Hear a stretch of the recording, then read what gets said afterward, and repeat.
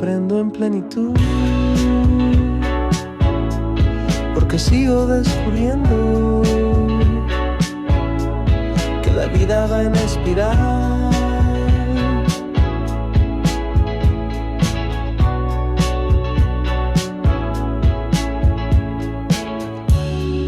Van y vienen salud y enfermedad, abundancia y carestía.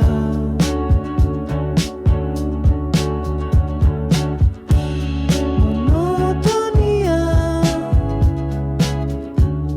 siempre viva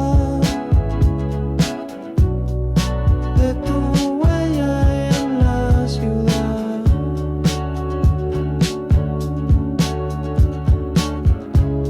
Entonces la